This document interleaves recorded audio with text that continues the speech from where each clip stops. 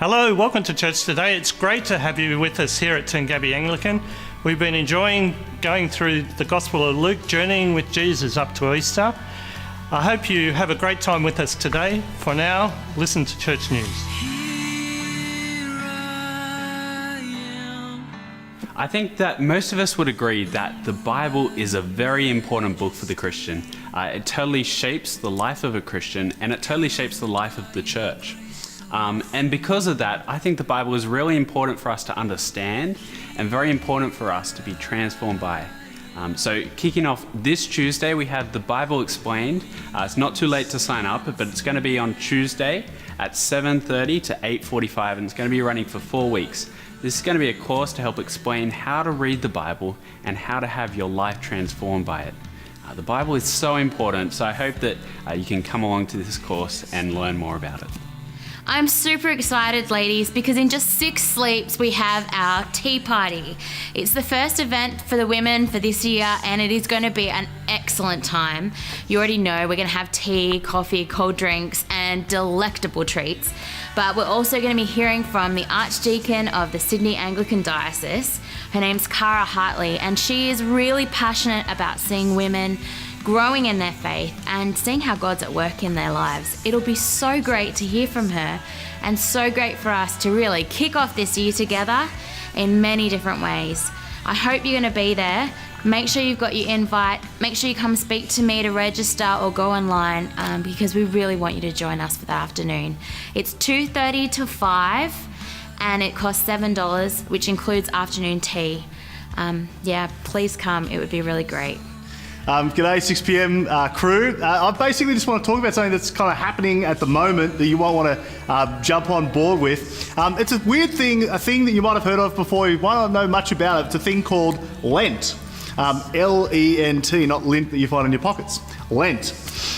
Lent's one of those things that kind of is a season, they might call it. Like you kind of got Advent leading up to Christmas. You've got Lent leading up to Easter. Now, what is it? What is it? Basically, Lent is like the 40 days leading up to Easter. And in that 40 days, it's kind of a period that Christians throughout the last few thousand years have spent just reflecting on their own kind of stance and state before God, or their own sinfulness, so that when they get to Easter, Good Friday, Easter Day, they actually have reflected on why they really need Easter when it comes. So Easter doesn't come as this kind of big surprise like, oh, there's Easter. So it's a time, a season, 40 days of preparing for Easter, spiritually speaking. And one of the ways Christians have done that throughout the ages has been to fast, to give up something for that month, or at least that 40 days.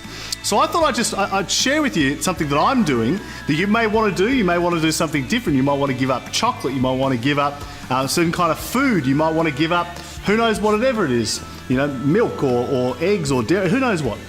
I'm going to be trying to give up Facebook. I'm going to be doing a Facebook fast for Lent this year. And so you won't see me on Facebook for the next, 40 days. So I just encourage you, that's the sort of thing I'm doing as a bit of an exercise to see what is it that I'm attached to that I find hard to give up, as a bit of a reflection on how easy it is for me as a human being to get attached to the things of this world. So that when I get to Easter, I've reflected on my own state before God and my need for salvation. That's what I'm going to be doing. So you might want to think about that too. You might not. That's totally cool. If you're interested in chatting more, come and chat to me after the service.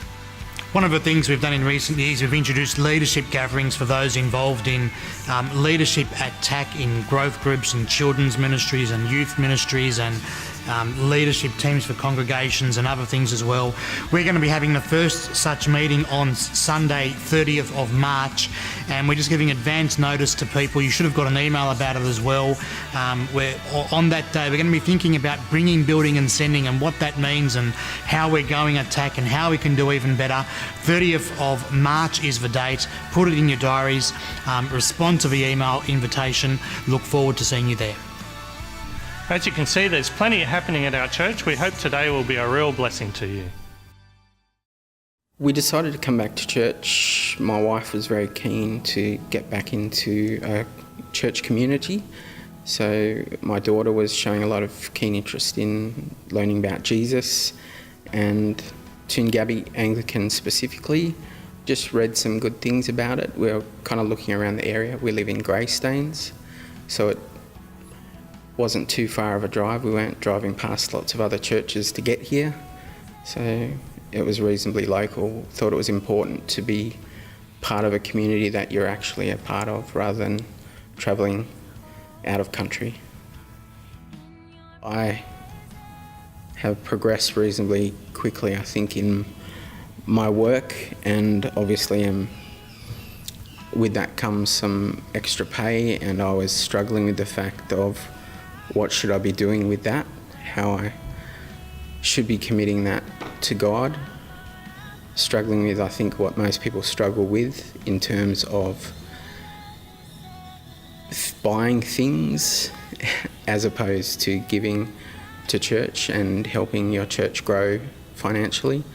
So I think what got me started thinking about biblical stewardship was trying to understand where I fit in generally in the world in terms of my faith, and just generally where I was headed in my career, in my personal life, pretty much everything. So I was questioning a lot of things, and not just where I was at in my career. I think how I was supporting the church. Was it enough?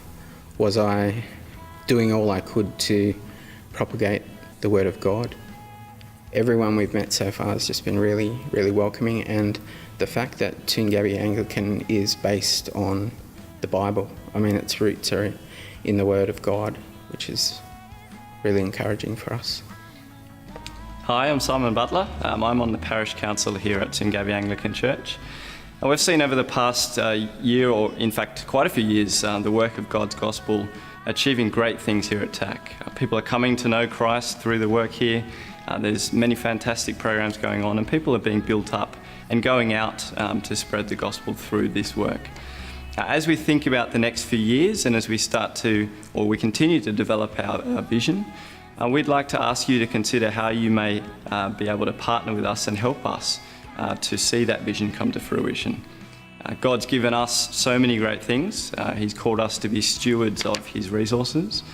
And a part of that involves being able to give and to contribute towards the work of the gospel. If you haven't yet done so, or you would like to reconsider your giving, the brochure here, Giving to the Gospel, or Giving for God's Gospel, will be handed out and is also available at the back of the church. We'd love for you to consider how you may work with us through this and through the details on this brochure to continue to further build God's kingdom here at TAC.